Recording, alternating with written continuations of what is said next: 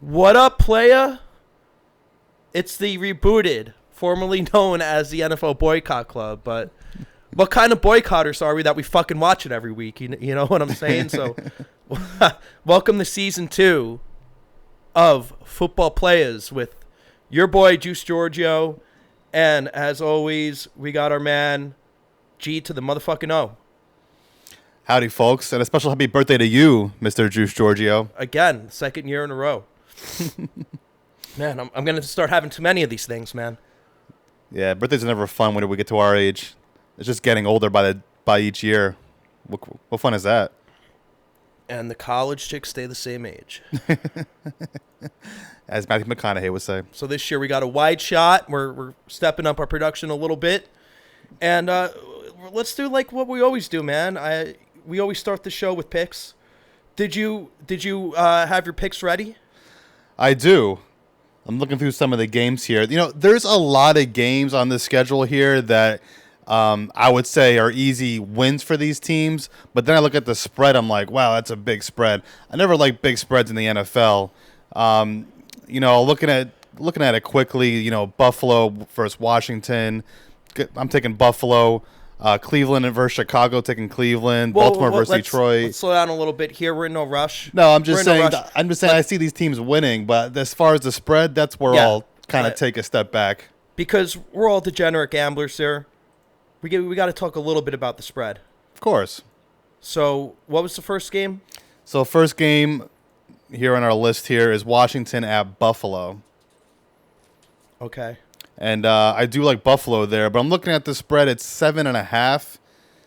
That's a pretty high spread for a Washington team that has a pretty good defense, and for a quarterback who didn't look too bad against your Giants. Did not look bad at all, dude.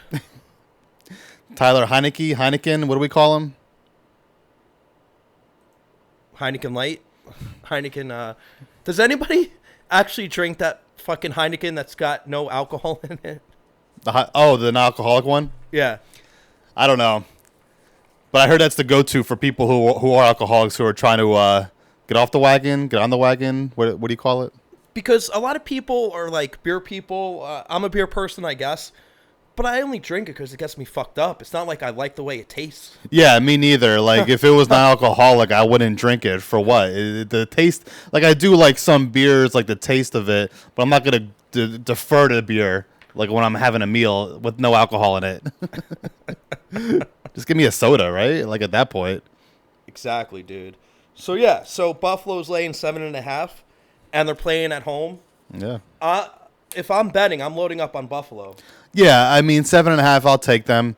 They looked really good last week against a pretty depleted Dolphins team, but Buffalo had a tough loss week 1, so I definitely see them, you know, winning here and going 2-1. Dropping the hammer down on Washington, especially at home. Yeah, and we'll get to Miami later. And honestly, I'm very disappointed with them because I thought they had a good coach last year. I thought they were heading in the right direction, and they're really this year so far. I mean, 0-2. What did he say? 11% of 0-2 teams ever make it to the playoffs. Which they're not 0-2. They're 1-1. Right. They beat the Patriots week 1. And they lost last week because their starting quarterback went out in the first quarter. So let's not get away from them just yet. Now, this week, we'll get to that game, like you said, but they do have a backup against Vegas. So I guess I see them losing, actually, this week. But that's nobody's fault. I mean, it's a shitty backup quarterback. What are you going to do? That is true. Yeah, and I guess your boy Tua was exceeding expectations this year, huh? So yeah, like I mean, up to a point. I think week 1 they had their defense stepped up against the Patriots. Tua was good enough to get the win. So, you know, 1-1 is definitely respectable, especially with your backup being in. They lost to Buffalo. Buffalo is supposed to win the AFC in a lot of people's eyes. So it's not like the whole conference. Right. Not just the East. Yeah, exactly. It's between them and the Chiefs. A lot of people saw the Bills taking a step forward this year and actually winning that conference. So I wouldn't call that like a bad loss or anything. Yeah, I got to concur with that. What's up for pick number 2? Because we get this out of the way up front. That way you guys can turn us the fuck off after. We'll give you the picks now. Make your money and get the fuck out. We don't wait till the 4th hour of the show to give you guys picks like some of these shows do. So what do you got for pick number 2, man? So for pick 2, we have we're looking at Chicago at Cleveland. Yeah, I mean, you have to go Cleveland here. At Cleveland, -6.5. Got to win by 7. I mean, they're egging you on to bet Cleveland. Chicago has a rookie backup quarterback in who looked pretty bad last week when he came in Justin Fields. Looked bad. And how do you feel about your boy Dalton, man? Do you think he's done? I thought he was done before this year, to be honest. I don't even know how he got signed. I guess he was just signed as a way for Chicago to get Fields ramped up. But, I mean, he was done before this year. Yeah, I mean, they invested a lot in Fields, if I'm not mistaken. Yeah, they traded up to get him. They like him there. I mean, we'll see what happens. He looked pretty bad, like I said, last week. We'll see what happens as the starter. And he's going to. I mean, who isn't, right? Out yeah, of the gate. He'll hit some bumps in the road. All these quarterbacks so far look kind of iffy. They all have talent. Trevor Lawrence, Zach Wilson. They all have talent, but they're hitting some bumps in the road. So we'll see what happens. Well, Trevor Lawrence is working with a college coach. Right. On a shitty franchise. A shitty franchise with no run game, no offensive line. So he's gonna. I feel bad for him because, I mean, he's in a bad situation. I think you actually mentioned it. Imagine he was on the Patriots. I mean, I think he would just look amazing. Number 1 overall on that pick. offense. But that's the thing. I mean, maybe in the next upcoming decade, you might see the Pats with the number 1 overall pick, but not right, just a couple years removed from Tom Brady. You're not going to see that. Yeah, not anytime soon. I'm just saying, the Pats aren't this great team, but if he was on a team like a franchise like that, that's more solid than Jacksonville, I could see him like having a lot more success. Like you said, he's with a college coach. This guy looks clueless. Jacksonville got blown out 2 games in a row against teams that aren't world beaters. Yeah, it's time will tell. Obviously, the story of your boy, Urban Meyer, and how he makes out in the NFL. But it seems like he does this thing where like he'll be successful with a certain team, he'll have his run, and he'll make up an excuse to leave, and he'll retire forever. Then he gets enticed to come out of his never-ending retirement, and he's done this like at least 3 times. Right? Yes, he blames it on health issues, but how bad are these health issues that he comes back a year later? It's unbelievable. He just uses that as an excuse to get out of that program. It's unreal. Right. And people keep hiring him, and teams like Jacksonville are paying him, what's he making, like $8 million a year with 0 experience as an NFL head coach? That's insane. Jacksonville really, the one thing I give Jacksonville credit for, and unfortunately we'll have to talk about the Giants at some point. Do we have my issue as a Giants fan isn't with the team, it's with the organization. Mm-hmm. And I feel the opposite about Jacksonville. I like that they're taking shots. I like that they're gambling on this fucking guy because they care and they know things need to change and they're taking a shot. So I give Jacksonville credit, although is it a good gamble? I don't know. It may not be the greatest experiment in the world, but at least they're trying something different. I mean, the quarterback obviously was the clear choice for number 1 pick.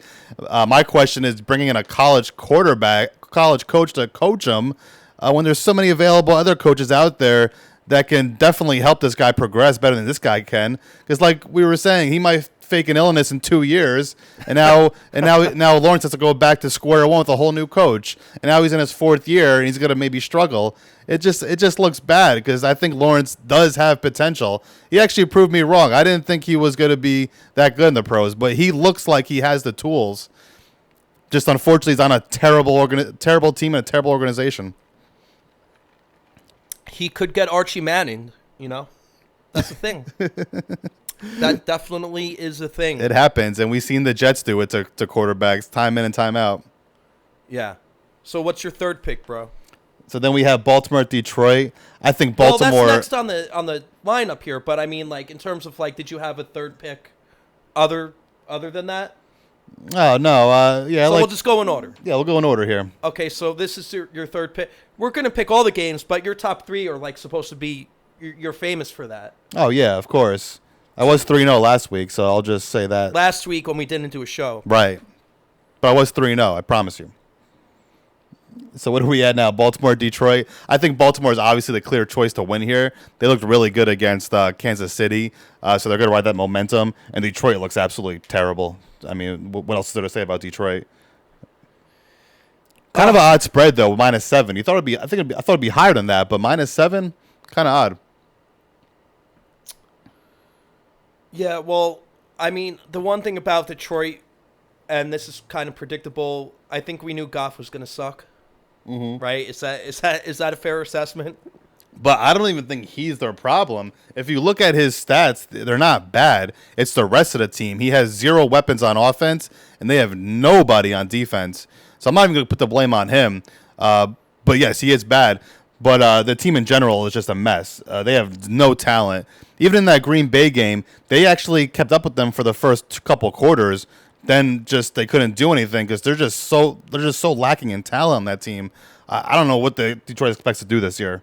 I mean, they might go 0-17 with this squad. It is Detroit, so if there's a franchise... They did go 0-16, so they could be the first 17-loss team in history, right?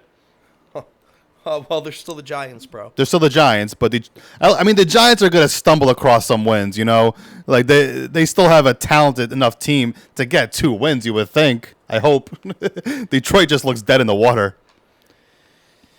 Yeah, and who did they just play last week?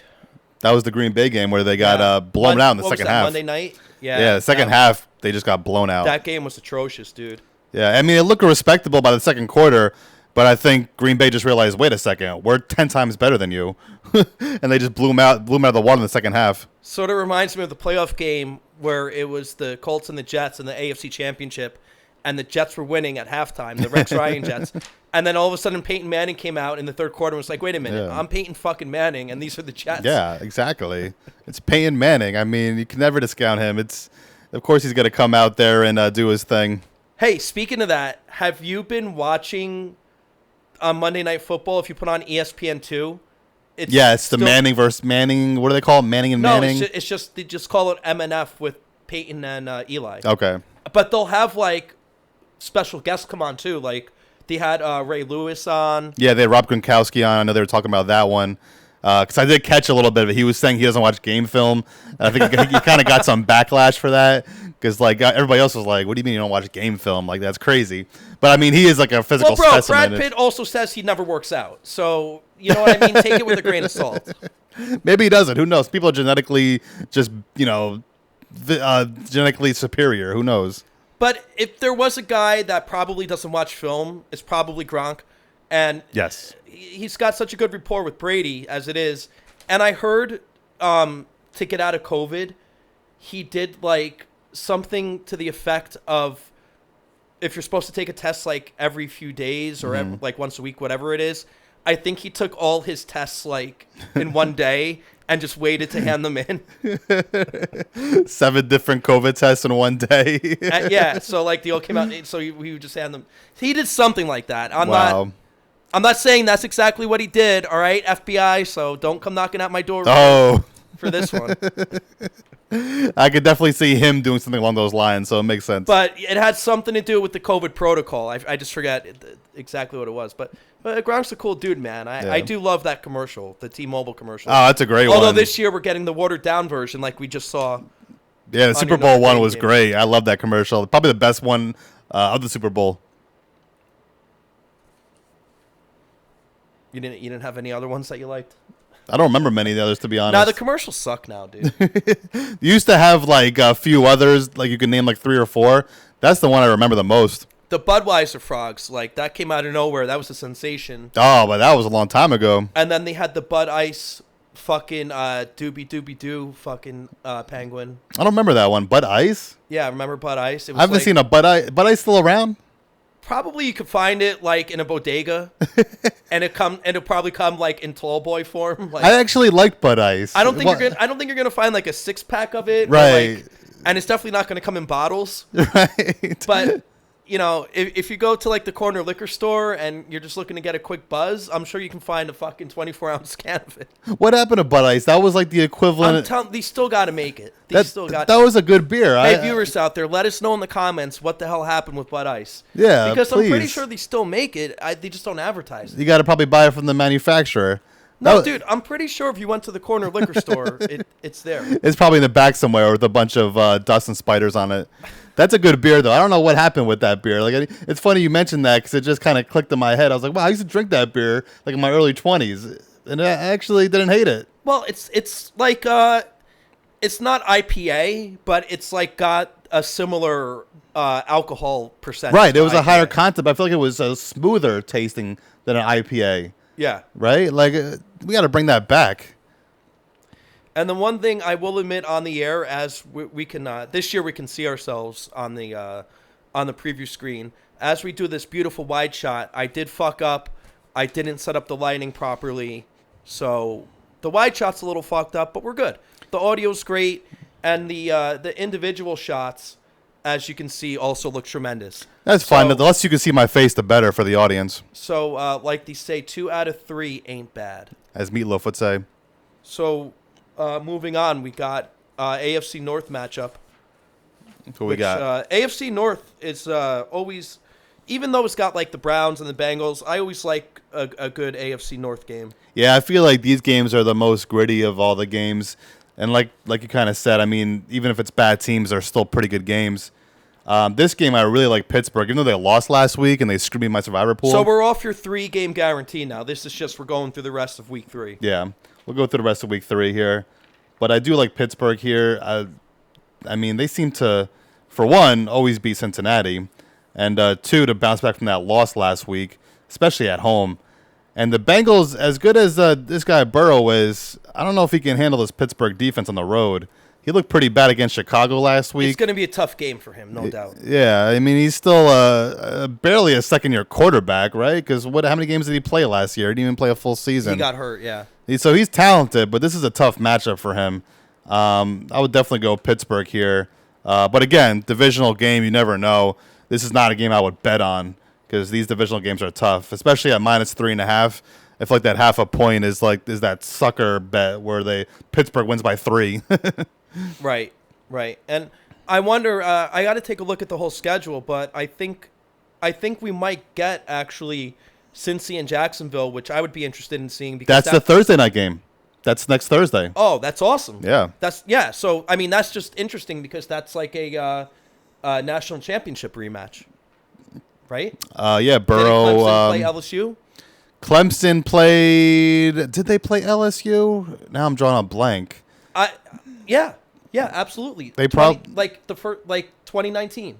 Yeah, that makes sense. That was 29. Yeah, 100%. If it wasn't Clemson, it's Alabama, right? It's always one of the two in the championship the past 10 years. So I love that fucking LSU coach. I can't even understand him when he talks. Ed Orgeron. Yeah, but they're struggling now. The LSU, they don't look too good. What college team besides Notre Dame is making your dick hard right now? I don't know. I mean, it seems like Alabama always dominates, and then you got to find a second team. It's hard. I don't know. Who do you think will do it this year besides Alabama? Clemson looks overrated. That's for sure. Bama is definitely just head and shoulders above everybody else. There's no doubt about it. The Georgia team looks pretty good. I just don't know if they can compete with Alabama. Their defense looks solid, but again, they kind of lack on offense. They lack at quarterback. They're number 2 team, and deservingly so, but they still don't seem to match up at Alabama. I mean, it's nuts the kind of talent Alabama has. And they had like 2 of the top recruits in the country, or 2 of the top transfers in the country go to them this year. Like, it's like the rich get richer. It's insane. Well, winning will lead to that. That's why winning championships leads to that. New Jersey, the great state of New Jersey, we're in right now, where we're from, where we're natives of, we produce. What would you say? What's a fair percentage? Would you say we produce about 8% of all the college superstars? I was gonna say at least 10. All right, to be honest, but they don't go to Rutgers. No, they don't go to Rutgers. No, of course not. They all go out west. They go down south. Like nowhere in the vicinity of this area do they stay. It's like West schools. And let's call it 9% because I said 8, you said 10, so we'll settle for 9. So this state produces 9% of a lot of these fucking superstars you see on ABC, NBC, CBS, ESPN, on the highlights, but they don't want to stay here. No. As a matter of fact, Rutgers kicked off when we kicked off our show, recording wise, at Michigan at the what do they call that? The Big House. The Big House, yeah. That's that. We've been on for probably 12 minutes. The score's probably 21-0. It was 7-0 before it was even like the 8-minute mark in the first quarter. Really? So I'm sure it's like 30-0 by now. That's why, like, I understand Rutgers right now. As of right now, they're 3-0. That's going to change in a couple of hours. But you can't play like last week they played Delaware. And look, I cheer for Rutgers. I didn't go there, but because I'm a Jersey guy, I want them to win, obviously. I try to watch them sometimes. But, I mean, how do you take them seriously? They played fucking Delaware. I don't even think Delaware is an FBS team. No, they're definitely not. I thought they were either Division II or FCS. Is that the other one that they might be in? But no, it's a joke. Of course you're supposed to beat them, whatever they beat them by, 60-10? And who else did they play the other 2 games? It was nobody relevant. Well, Temple, who you got really behind. Oh, Temple, yeah. Temple. You're talking up Temple like they were fucking Stanford or something. Temple, no, they're a good program. Actually, your boy Matt Rule, who's coaching Carolina to a 3-0 record, coach at Temple. My Panthers. And he's actually a Giants guy. He got his first gig in the NFL as an offensive line coach on the Giants. For Coughlin. Yeah, and then he went to Temple and had a good career there. Then he went to Baylor and completely turned them around. That Baylor was a mess of a program, and he got them to 11 wins like 2 years in a row. So that guy turns programs around. He's in the NFL now. He wasn't good llast year. This year's looking good, 3-0. I mean, can you be better than 3-0 at this point? You're the guy fucking schooling me on history today. The roles have reversed. Well, I had to look at his history. I saw he was 3-0 with this Panthers team. They're looking pretty good. All right. Well, next on the docket here, we have a AFC South matchup. Mm-hmm. The fucking Colts, my uncle's favorite team. My uncle is a Colts fan. They're taking a trip to Tennessee. And, you know my Tennessee joke, right? I'm pretty sure I've said it on season 1. My favorite pickup line. We'll say it again because I don't remember. Right? The next time you go out and you see a girl you might be interested in, you ask her. You say, hi, are you from Tennessee? And she's going to go, why? And then you tell her, because I really want to fuck you. So that joke can go with any state, basically. Well, I mean, the real cheesy pickup line is, "Are you from Tennessee? Because you're a 10, I see." Yeah, that's where I thought you were going with the joke. Right, but I did a swerve. That's exactly where I thought you were going. I was gonna I was gonna interrupt, but I thought you were gonna go there. But then you just said something totally off. And you know where I heard that joke from? I can't even take credit for it. A girl told me that. Even better. So that's basically the girl I should marry. Hey, these girls got dirtier minds than us. Come on. Girls are just filthy creatures. That's why we're just men talking about men stuff like football. They'll have you believing they're all soft-spoken and shy. They got dirty minds just like us. Don't let them fool you. So what does this say about the Colts and the Titans? Do they remind us of chicks for some reason? Hey, you brought it up, not me. What are the Colts doing for quarterback? Didn't Wentz get hurt? He's hurt. They didn't rule him out. This guy has 2 sprained ankles, whatever the hell that means. I don't know how you sprain both your ankles. But it means you sprain one, and then you try to put all your weight on the other one, you fucking sprain the other one. But why is he out there in the first place if he sprained one ankle? I mean, I sprained my ankle before. I couldn't walk for a week. What's he doing out there? I give the guy credit if he's trying to play on a sprained ankle. See, I was more... he probably just had it taped up, and they probably gave him a shot of whatever. Cortisone, yeah. I was thinking more that he had this 2 sprains in the same play. That's what I was thinking. Well, maybe. That's where my mind was at. So, I'll tell you something you never heard. So you ever heard this guy Vince McMahon runs the WWE? I have heard of him, yes. This happened on a live pay-per-view event in 2005.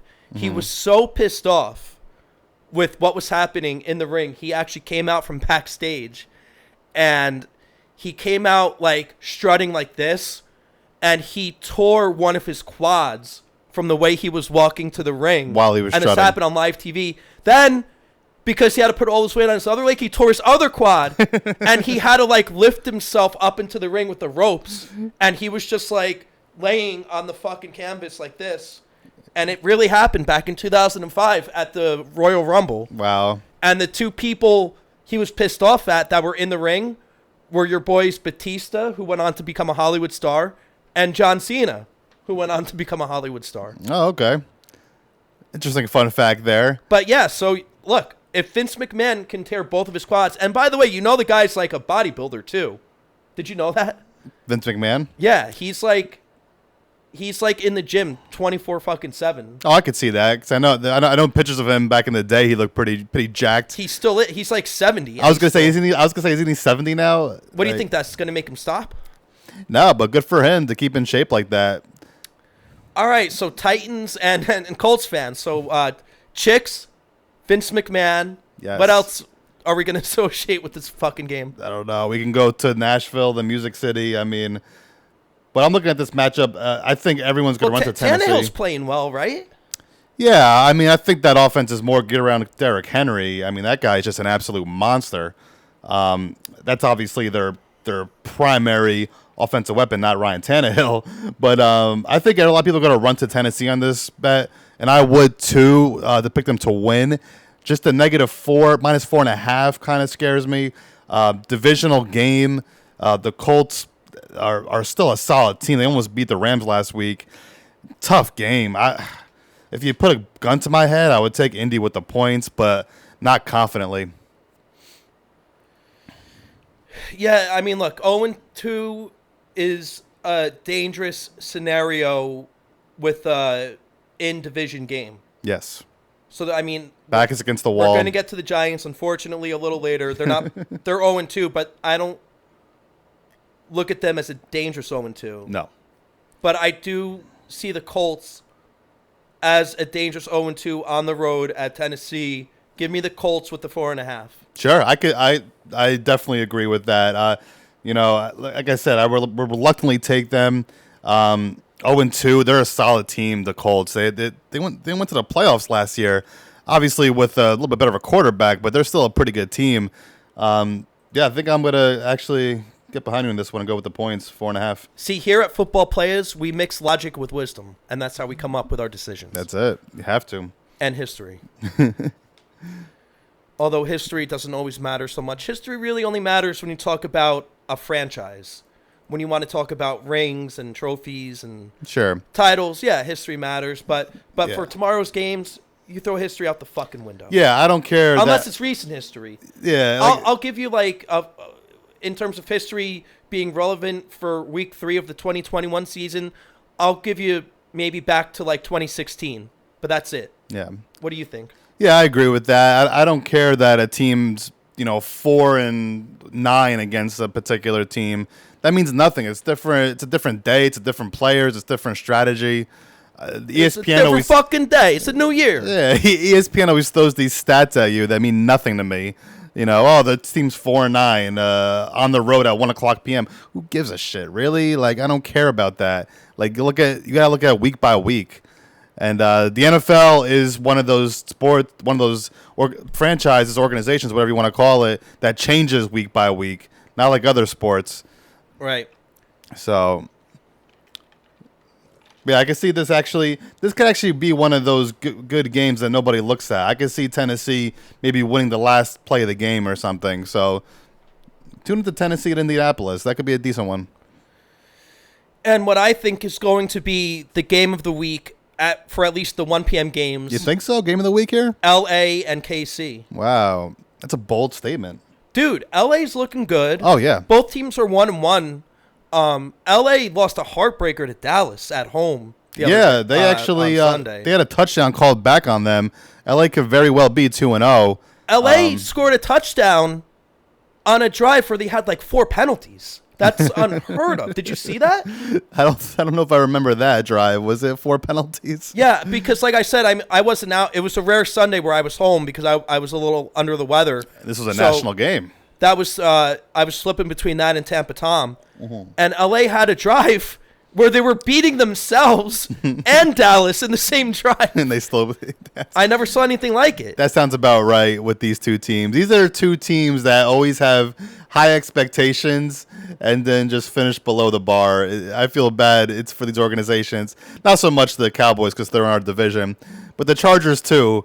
How many 13-win seasons do they have and they lose in the playoffs in the first or second round? Well, and again, before I was talking about the difference between being mad at the team, mad at the organization.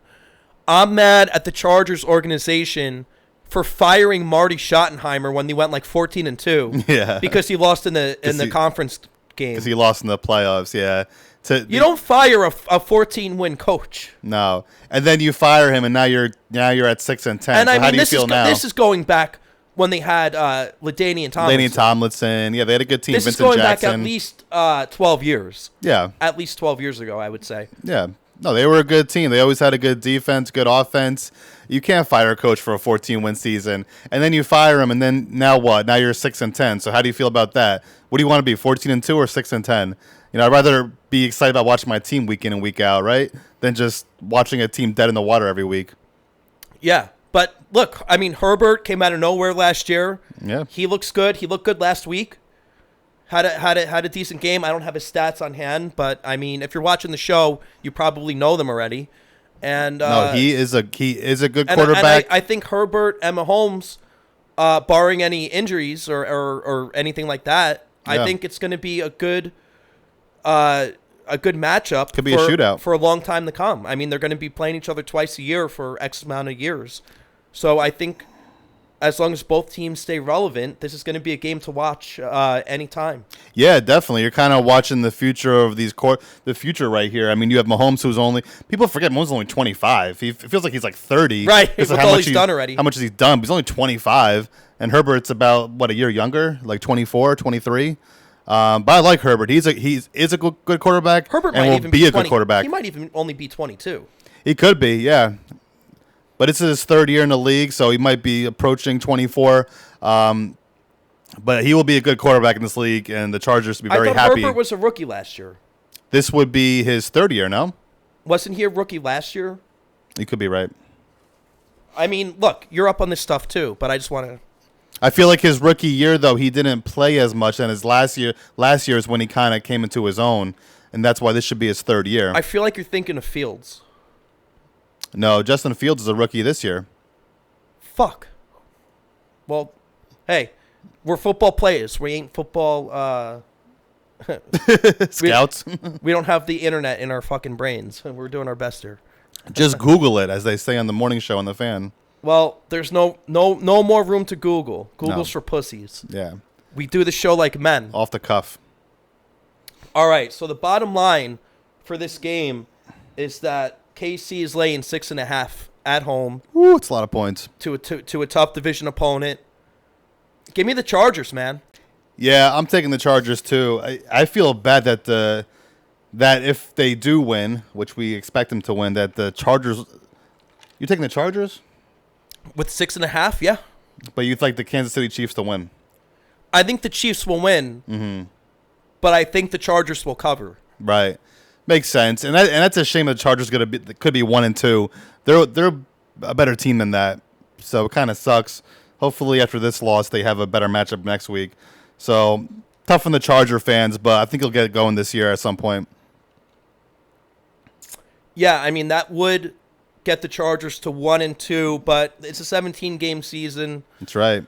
So you could afford the extra loss. But these are the games you got to win if you want to have a good record. You know what I mean? Yeah, especially your divisional opponents. But don't worry, they still can beat the Raiders and the Broncos. Those are winnable games for the Chargers.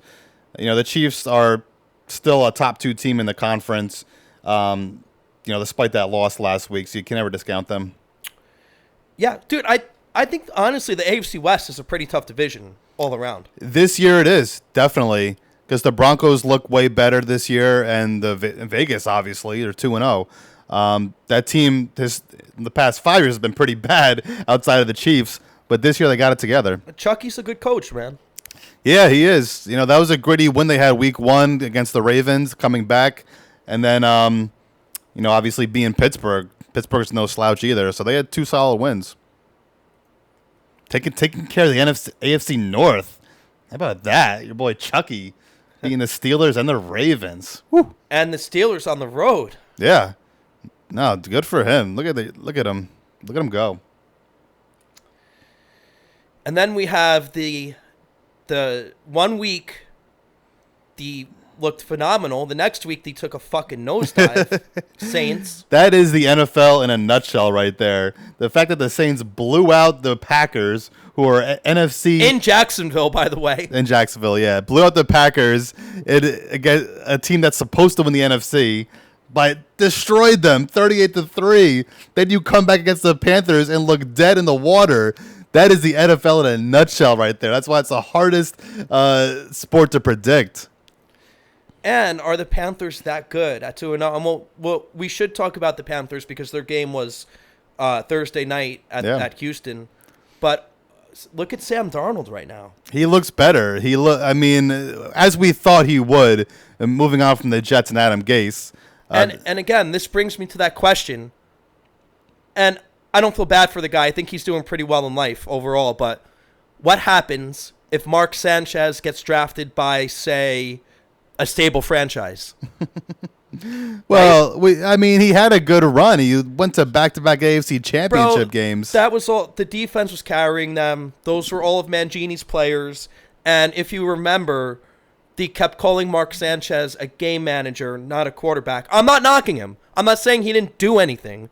But if you remember, the talk in this town, at least in New York, was, is this guy quarterbacking or is he game managing? Yeah. Now, that makes sense. They did have a good defense. They had a good run game. They relied heavily on their defense those years. Bart Scott played really well. Yeah, Bart Scott. They had Darrelle Revis, obviously. In my opinion, the best cornerback I've ever seen. Forget about all these other cornerbacks they talk about, like, the past 10 years. He's the best I've ever seen, period. So they did have a solid defense. And, yeah, I guess he managed the game. He made a couple big throws here and there. But I guess he was good enough for the Jets to go to 2 AFC championship games in a row. They just couldn't get over the top. Maybe if they had a better quarterback, they would have. But yeah, Carolina looking good at 3-0, man. Yeah, they beat the Texans. Look, let's not suck their dicks yet. They're not, they haven't played Tampa. They beat a backup quarterback this past Thursday. And they unfortunately lost their top running back for the next month or so. That's a huge loss. That's going to hurt them because this guy does carry their offense. There's very few guys in the league outside of a quarterback that you can say carry an offense. Christian McCaffrey is one of those guys. So that is a huge loss. He's still relatively young. Mm-hmm. He is a veteran in the NFL, but relatively young in life. But is this going to be a reoccurring thing with him where he keeps getting hurt every year? I think so. I said it from the beginning. He's a smaller running back. These guys, I feel like they're anomalies, these guys that are like 190 pounds that are able to last full seasons, and he can't, obviously. This was a non-contact injury too. Which are the worst injuries? The worst ones, yeah. Those usually are the worst ones. It's a hamstring. But he's a smaller guy who they put a big load on. You're getting... I think you said big load. I did. Sorry about that. But, yeah, what is he? I think they say he's 40% of the offense. You can't just plug anybody in that position and expect them to be the same team. It's not going to happen. If you recall, his dad, Ed McCaffrey, was a badass motherfucker as a defensive back.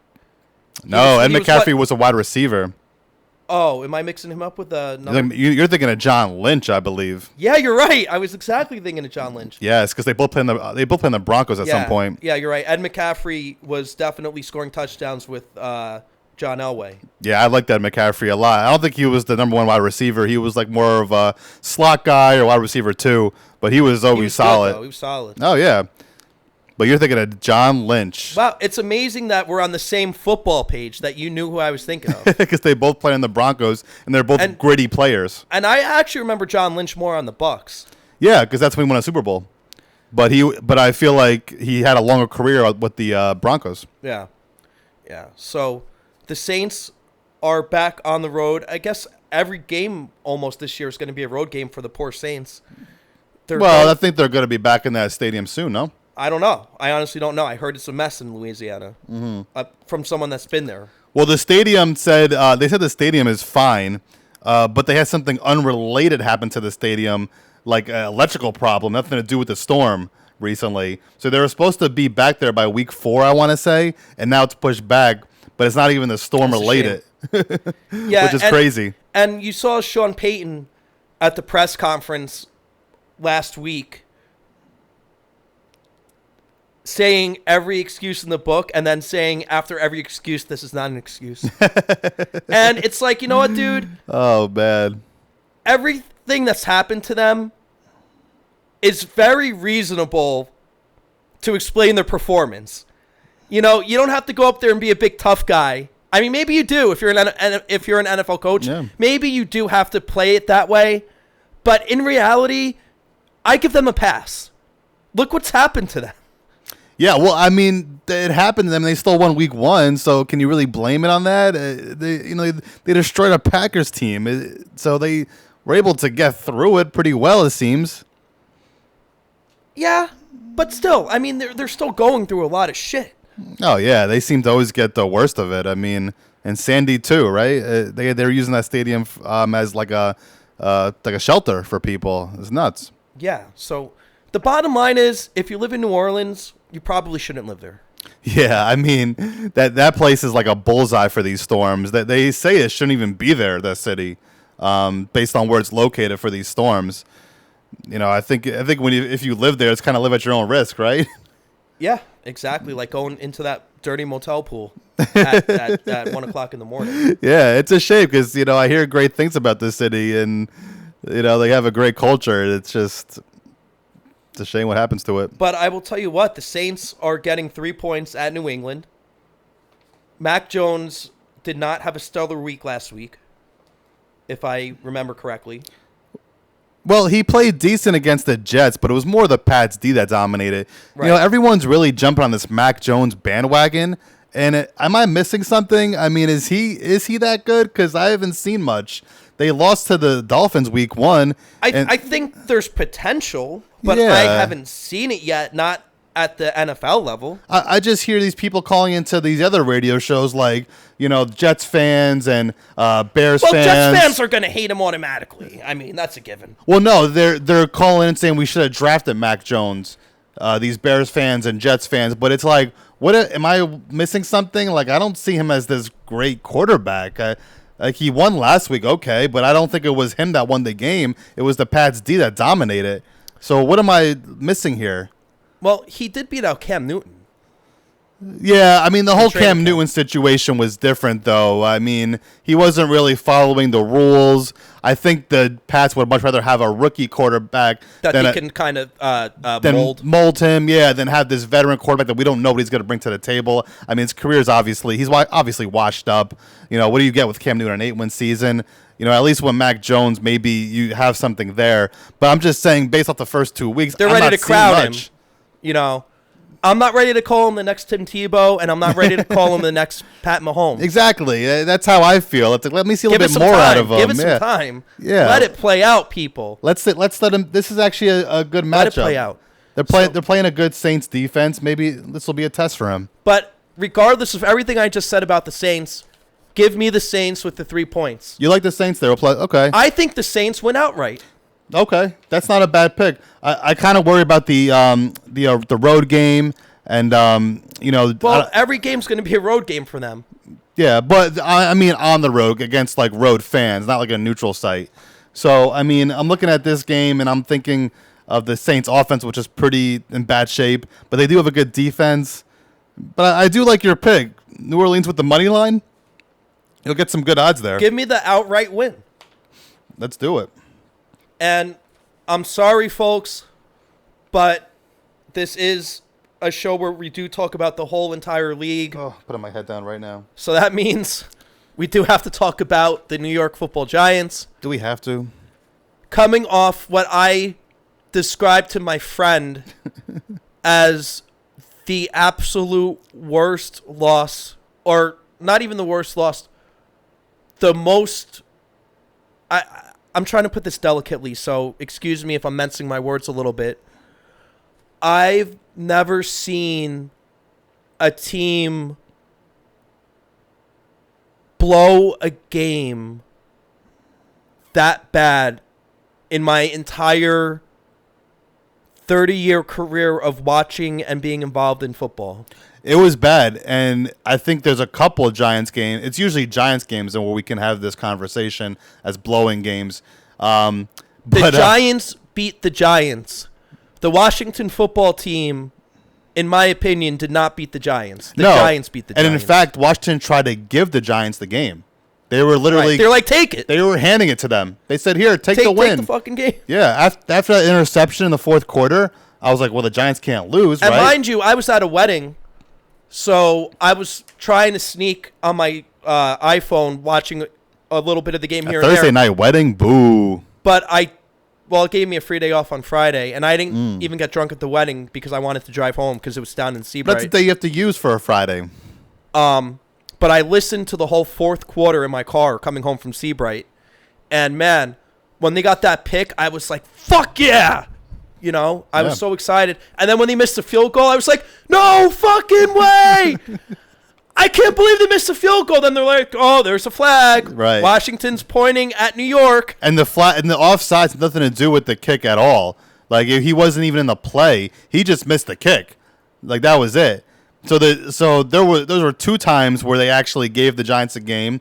Plus, when Daniel Jones scored the touchdown, and they had that bullshit holding penalty, which the guy had no reason to hold them. And Daniel Jones, by the way, on a very important year number 3 of his career, had what would have been a breakout game had the Giants won.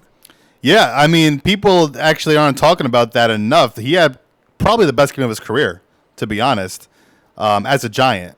So, you know, unfortunately, he didn't even get the win for having the best game of his career.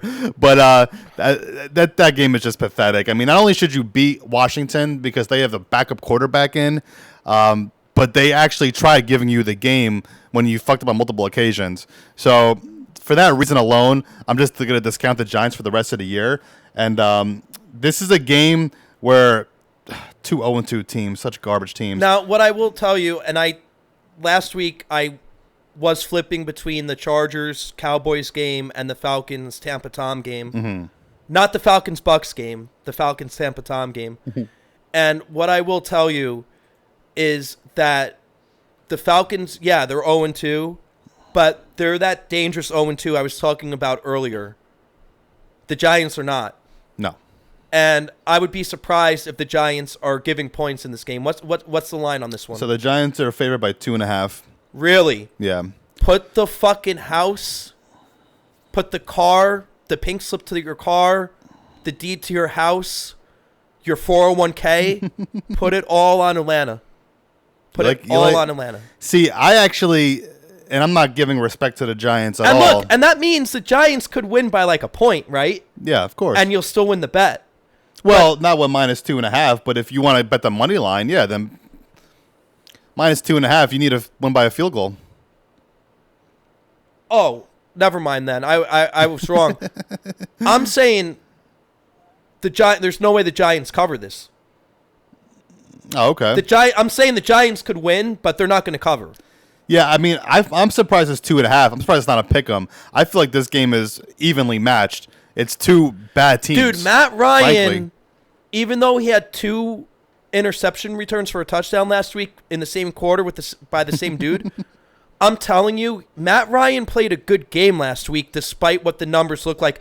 If you watch that whole game, the numbers don't reflect his performance. Does that make sense? Well, the first half, they were actually pretty good. They're down by 3 after halftime, which is respectable for the Falcons against a really good Buccaneers team. They were hanging in there. Then the Bucs just blew it wide open at the end of the game. I mean, the Falcons' defense is horrible. So obviously the Bucs blew it up in the second half, and that forces Matt Ryan to make more throws downfield. Obviously, that's when those picks happen. But I'm just looking at this game now. I feel like this is an evenly matched game. I don't like either one of these teams. They're both bad in my opinion. So it's hard for me to even pick. And I can't believe I'm actually saying this, but I'm actually taking the Giants here. I don't know why I would ever pick the Giants to win any game. Are they gonna cover, or are they just gonna win? That's the question. Are they gonna cover? Like if you put a gun to my head, the only reason I would say to them that they might cover is because it's 3. So I can see the game being tied and they win by a field goal. See, I think if they win, they're gonna win by a field goal, but it's not gonna be tied when they kick the field goal. It's gonna be like they're down by 2 or something. They're going to be down by 2. Yeah, I can see that. Yeah. And actually, the one bright spot on the Giants team is their kicker. Yes, he's a stellar kicker. He might be the best kicker in the league. Last week, he was 5 for 5 for field goals with 2 50-plus yarders. And the week 1, I think he was 2 for 2. He's a solid kicker. He is the one bright spot. This guy was automatic. Now, I'm probably going to jinx him because I said automatic. Of course. But this guy was automatic on kicks that you could not say are chip shots. No, and he hits it with confidence. If there's like a kicker of the week, he has to get it. Well, he had to. I actually played against him in fantasy. He had 22 points, which is insane for a kicker. Yeah. I had Tampa defense. Speaking of that Tampa game. Yeah, whenever you get big points from guys like kickers or defenses, that's good what puts you over the top to win. Yeah, because it's unheard of. Usually with defenses, you get 5 points. Kickers, you're lucky if you get 10. It happens usually once a week with one team. Right. And you just have to happen to have that team. And, of course, I'm playing against that kicker. But yeah, he seems to be automatic, this guy. So if it comes down to a field goal, the Giants will probably win. Again, we're not giving the Giants huge props here. They're playing Atlanta, who's equally as bad. So the bottom line is I think that the Giants will lose outright. But if they do win, it'll be by 1 point and they will not cover. Right. Either way, I'm betting Atlanta with the points. For sure. I'm taking the Giants. Again, I don't know why, but there's just something in me that tells me that Atlanta's just that as bad, and the Giants might come away with a last-second field goal to put them over the top. Okay. That's the only reason I'm saying that they're going to win. All right. Kyler Murray and the Cardinals going to Jax. Arizona looks good. Going to visit your fucking boy, Trevor Lawrence. Yeah, I like Arizona, though. That team has got something going on down there. I mean, Murray. And who did they replace Larry Fitzgerald with again? Well, they got DeAndre Hopkins. That's right. And they did sign A.J. Green, who... A.J. Green looked good. Yeah, he had a decent game last week. I think, obviously, he's more of that tertiary target, not even secondary. Dude. Good word. Yeah, it's a dictionary word, right? But, he's good for what he does. But it's more about Hopkins and Murray and this Arizona defense. I like that team. Give me Arizona all day, lane 7 on the road at Jacksonville. Yeah. Arizona's going to win this game by way more than 7. You would think so. Jacksonville looks horrible. Obviously not Trevor Lawrence, but the rest of the team does. It is on the road, so Arizona has to fly across country. I don't think that's a factor. I really don't. Sometimes it can be. Is it a 1 o'clock game? This is at 1, yes. So I do think it's bullshit, and I've said this last year a lot. I do think it's trash when you have a West Coast team playing on the road at 1 o'clock on the East Coast. Because for them, I don't think that's right. Because for them, it's like 9 a.m. basically, right? Like they're 10 or 10, I should say. Yeah. So like for them, they're basically playing a game at 10 a.m., which is unusual for them. But I do agree with that. But they could be on the road, just make the game at 4. Yeah, exactly. But the NFL is weird with the time slots. Like sometimes they'll put 10 games on at 1 and 3 on at 4. Like why not just even it out more? Because they do that on purpose because they want the 4 and 4:30 games to be like the headliner games. So everybody that's done deliberately. Everybody tunes in, right? That's done deliberately. Sometimes week 1 or like the end of the year, you'll see more of a split, right? You'll see like 6 at 1 and 6 at 4 or whatever it is. Well, when college season ends, that's when you start seeing games on like Saturday. Right. Yeah, that's like the last 2 weeks of the season. You'll have the Saturday games. But I'm talking the 4 o'clock games. Sometimes you'll see more of a split where some weeks there's like 2 games on at 4 and 10 on at 1. So you're trying to watch all these 1 o'clock games. But that's 110% deliberate. No, I get it. But it's just crazy when you're out trying to watch these games and there's 10 games on at 1 and someone's like, oh, look at what happened over there. Oh, look over there. Oh, look over there. And it's like you can't even keep track. Like, completely agree with you. But that's the way it is. And that's we did not have a Mike Francesca Diet Coke today, but Mike Francesca did speak of this thing called the witching hour. Which is at what, 3 o'clock? Or 3:30? I'd say more like 3:25 to be precise.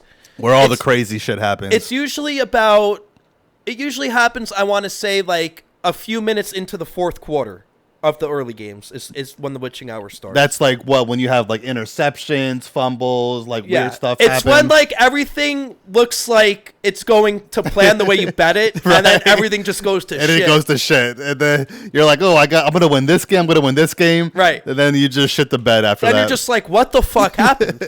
You're lining up your 4 o'clock bets, and then all of a sudden you're down $100. Oh, the witching hour. Yes. Seen that all but too many times. So I'm telling you, Arizona all day, laying 7. And you think, I think you have a feeling that Jacksonville's going to cover. No, I'm taking Arizona here. You have to. You know, if Jacksonville covers, I mean, all the power to them. But Arizona is clearly the better team. They're 2-0. They've won confidently. They have a good offense, a good defense. I mean, there's not many weak spots in this team besides their run game. But I feel like the NFL doesn't matter anymore if you have a bad run game. It's more of a passing offense now in these games. So, yeah, take Arizona. Why not? And, again, my apologies, but we have to talk about it. The Jets. Jets in Denver. At Denver. And if you do want a little bit of history, about 24 years ago, Bill Parcells took the Jets to Denver for the AFC Championship. Wow. And could not beat John Elway. Wow. And Terrell Davis. That is an interesting fact. I'm surprised you remember that. I do remember it because I was a de facto Jets fan in 1998. 98. Because my father was such a Bill Parcells guy. He followed Parcells wherever he went. It didn't matter what team he coached. You had to be. I mean, my father only had me. I don't have any siblings, but to be my father's son, you had to be a fan of whatever team Parcells was coaching. It sucks you have to be a Cowboys fan. That really sucks. Well, at that point, you cheer for the guy's personal success, but you root against him, obviously, in terms of wins and losses. I hope so, because the two teams I can't ever root for are the Cowboys and the Eagles. But you don't. When a guy like Bill Parcells, as a Giants fan, goes to Dallas, you don't take that personal. It's business. Oh, no, I get that. But wasn't it just weird to see him on a Cowboys sideline? You know, a Giants coach, then a Jets coach. Now you're on the Cowboys sideline of all teams. That's like Derek Jeter going to the Red Sox. Just something about that just irked me. But I know what you're saying. When a team throws a bunch of money at you, especially the Cowboys, Jerry Jones has endless money, it's hard to say no. Yeah, and again, can't blame him for the business decision, but anywho, that's our little history lesson for the day. History lesson of the day. The Jets are getting 10.5 points. It's a lot of points. And that is a lot of points, and just like the last game, that was a nice spread. I like Denver all day to cover. Yeah, I do too, just because of how bad the Jets look. Now, one thing about the Jets, you have to look at their games. They didn't lose by a ton of points as much as people think. Their first game they lost by 5. Second they lost by, I think it was 18, which is actually not terrible considering Wilson threw 4 interceptions. So that's what I'm looking at here, and I'm not ready to crown Denver champions either. You're not Dennis Green? You want to crown him, crown him. Yeah, I mean, I feel like we're jumping on this Denver bandwagon pretty quick. They beat a bad Giants team and a bad Jacksonville team. So, you know, those are teams that you should be beating. I will actually take the Jets here with the points. What I see happening in this game is Denver being up by like 15 or 16 points and the Jets getting a bullshit touchdown at the end. That's why I'm taking the Jets with the points here. Not because I think the Jets are great, mainly because I don't think Denver is as good as they're going to. The record's going to show after they're going to be 3-0 after this game. That's why I'm taking the Jets with the points, though, solely for that reason. Your boy Zach Wilson actually made me laugh last week at the press conference when they were like, "Did you see ghosts out there?" And he was They like, actually asked him that. and he was like, "No, I did not. No, not at all." Because of the whole Sam Darnold And the other thing. thing about him, he looks like he's fucking 15 years old. He looks young, yeah. I mean, he is young. I don't think he's even 22 yet. I mean, yeah, no, I get he's like 21, 22, but he doesn't even look like he's that old. He looks young. It's my point. He looks like a kid. Like, yeah, he looks like somebody you play like in high school with. Like, yeah, he looks like he's in high school. Yeah, he looked like somebody you played against in high school, and he's the NFL quarterback. He looks very young. But the Jets seem. See, I don't know. Everyone's really high on him. I'm not ready to like denounce him because he had one bad game, but they really talked this guy up. I mean, is he that good? I feel like he was just talked up because he was the second pick in the draft. Just because you're a high pick doesn't automatically mean you're amazing. You know, we've seen that happen before, high picks that don't do anything. So let's give him a full season before we talk about him being, who did Tony Romo compare him to? Like John Elway or something? He made a weird comparison. Did he? Yeah, he compared him to somebody really good. I didn't hear about that. Yeah, Tony Romo compared him to John Elway or a Brett Favre type because he does have good arm strength. If you watch him, he has a great arm. So I think that's where the comparison between Elway and Favre came in. But let's see play a full season before we talk about that. Absolutely. My de facto new second favorite team, just because they're solely in Las Vegas, is having their second home game with fans, and they're hosting the Dolphins. The Raiders are only laying 4.5, so give me the fucking Raiders all fucking day. Yeah, especially with a backup quarterback for the Dolphins, and they got to go on the road. Brissett's their backup. He looked absolutely abysmal versus the Bills. They got shut out. They couldn't even get a fucking field goal. So he looked absolutely terrible. Obviously, Vegas is not as good of a defense as Buffalo is, but still, you have to go on the road and play a pretty hot Vegas team. Yeah, I'm taking Vegas minus 4.5 too. To me, that's a no-brainer. Some weeks, some games, you get these, but these are also the games that like they don't go the way they should go necessarily. Yeah, exactly. And this happens a lot with teams like. This game is at 4:05, by the way. Yeah, this happens a lot with teams like Vegas who are riding high. They may actually, blow a game like this or make it closer than it actually should be. That's sometimes what happens. But, looking at it on paper, you got to take Vegas 4.5, right? I mean. And by the way, something you may not realize, Derek Carr quietly in his 8th year. Yeah, that seems. Yeah, I guess that makes sense. I mean, it does feel like he's a little bit younger than that, but 8th year. And I think Gruden's got him doing pretty well. And at first, you felt there was tension between the two, but I think they've hit a good groove together. They're making it work. I mean, I think their offense could use a little bit of help at wide receiver. Their tight end, Darren Waller, is top 2 tight end in the league, though. That guy is absolutely amazing. If he goes down, that team is in a lot of trouble. They don't rely too heavily on their running back, Josh Jacobs. They don't have many wide receivers. Waller is their guy on offense. This guy draws like triple teams, which opens up it for everybody else. So as long as he stays healthy, that team should be in good position. Who is your number 1 tight end in the NFL? Travis Kelce. It's close. They're both extremely good. You could even argue Waller's the best talented tight end. Kelce just happens to be in a better offense. But they're 1 and 1A, in my opinion. And as what's being built as straight up the game of the week, which very well could be, Tampa Tom going to the city where he belongs, L.A., Hollywood. That is the game of the week. On paper, this is the best matchup. You're looking at 2 teams that could compete for the NFC Championship. Yeah, we could see this game again in the playoffs for sure. Yeah. Now, the only thing about this game, originally I liked Tampa in this game. But then the more I look at it, it's hard. I mean, the Rams' defense is really good. Well, Stafford's playing good. And again, here at Football Playas, we don't care about who wins and loses outright, playa. We're just talking about money. The spread. We're just talking about the money. One thing that I'm seeing, the spread swung.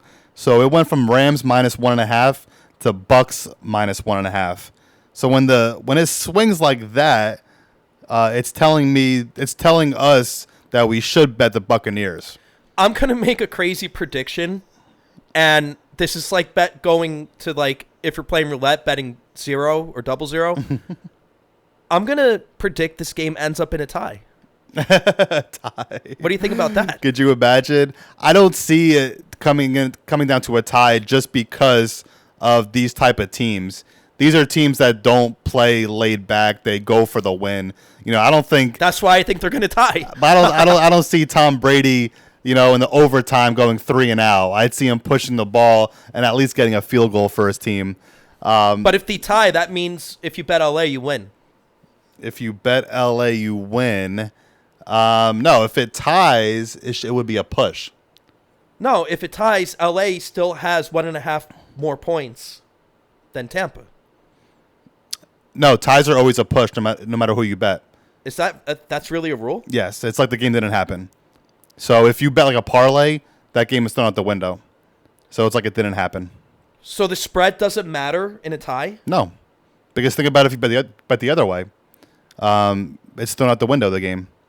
That makes no sense to me, because if the game ends in a tie, theoretically, at least in my head, say the game ends 10-10 or whatever, and one team is getting 5 points. I'm making the numbers up.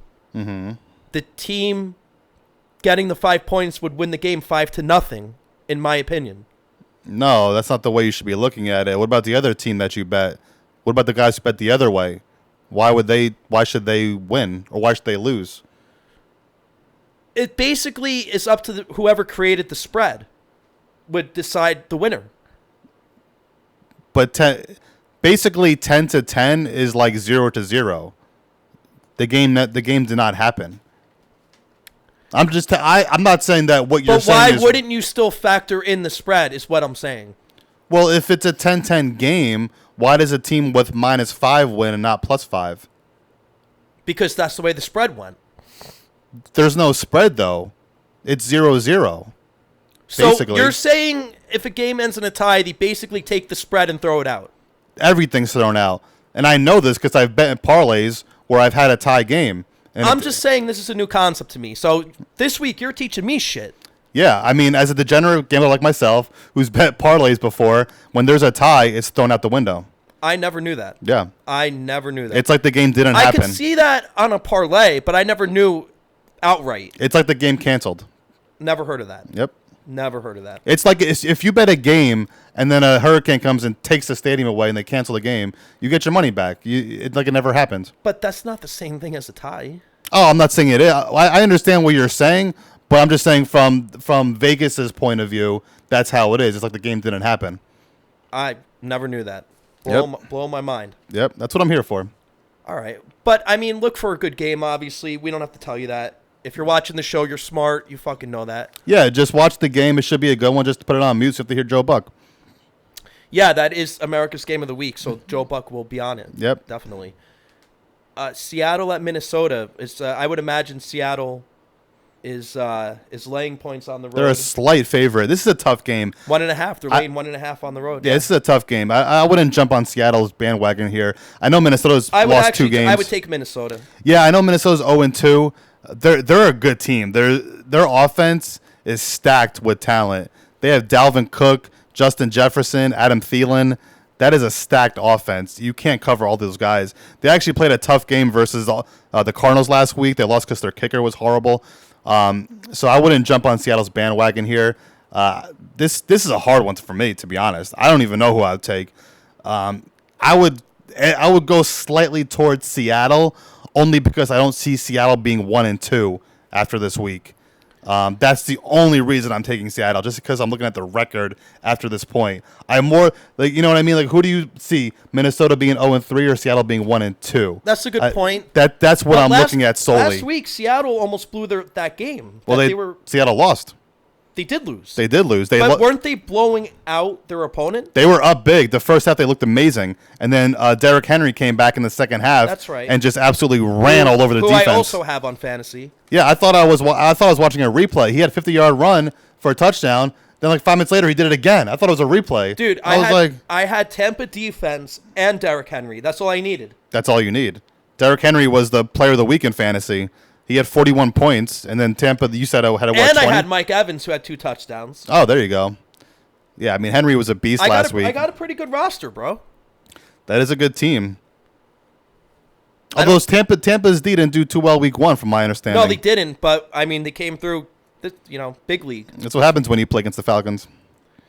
But, all right, so for this game, I think this is the first game we actually disagree on. You like Minnesota. I like Seattle slightly. Again, this is a very tough game to pick. That's why it's 1.5. It's almost a pick 'em. It's a razor thin margin. Yeah, it's almost a pick 'em. I'm taking Seattle slightly just because I don't see them being 1 and 2. And then we have the Sunday night game. That's a good matchup. That's going to be a good. This was a fun game. Also, to go back to the 90s, this was always like a playoff game in the 90s. Oh, sure. I mean, you had 2 solid teams. Yeah, always. At one point, you had Steve Young at quarterback, and then in the late 90s, you had, Jeff Garcia? But they were a good team with Jeff Garcia. They were, yeah. They beat the Giants in the playoffs. Yeah, they did. They always had pretty solid players. They had T.O. in the early 2000s, right? Terrell Owens. But, yeah, this is like an old-school matchup, and both these teams are good now. Niners are obviously good. They're 2-0. Green Bay's 1-1. I think they got back on track. I want to get behind San Francisco, but at the same time, they have no running backs. They have had all of their entire backfield hurt. San Fran's a favorite here. Green Bay just had a nice game versus the Lions last week. I know it's the Lions, but they look like they're back on track. I'm going to give the slight edge to San Francisco here. Slight edge. What do you think? Yeah, San Francisco's at home. They're given 3. Yep. It's a tough one, man. It's a very tough one. Very tough one.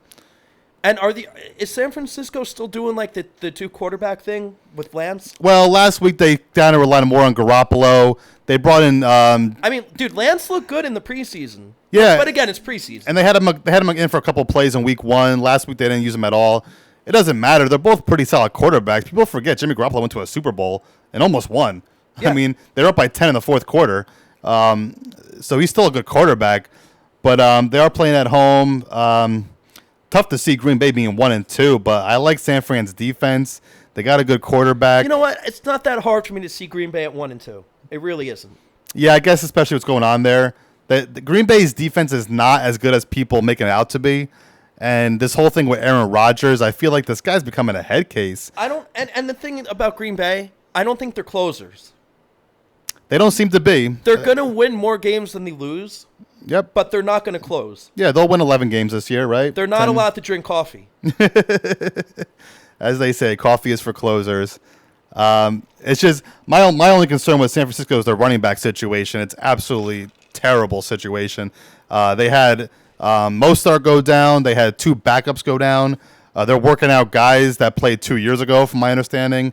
So that's the only bad situation for them. But they're still a very solid defense, good quarterback, good wide receiving core. They should come away with a win here. I'll give them the slight edge. I concur. And as the doctor said, I should have concurred.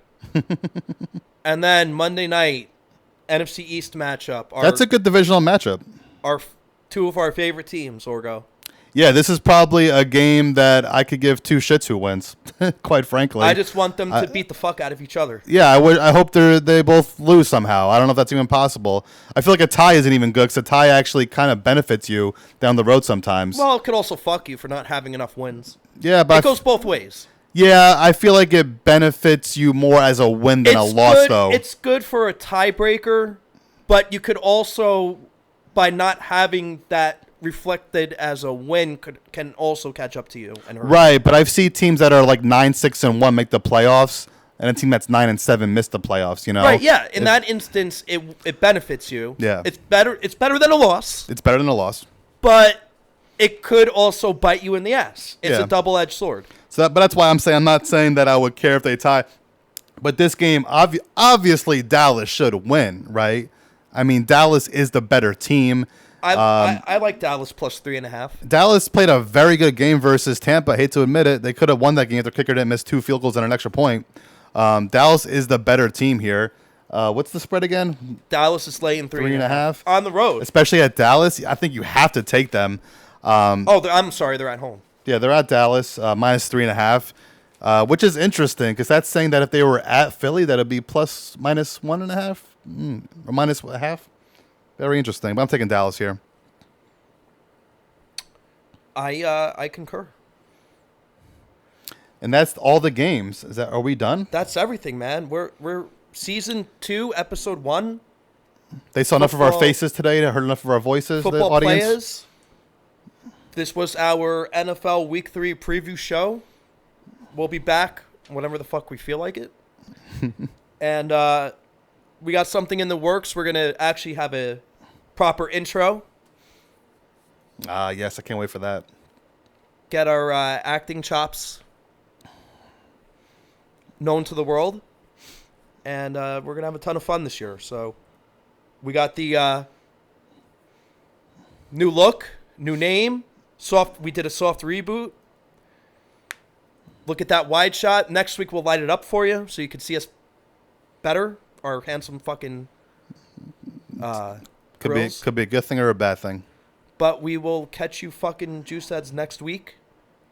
And peace out. Thank you for tuning in.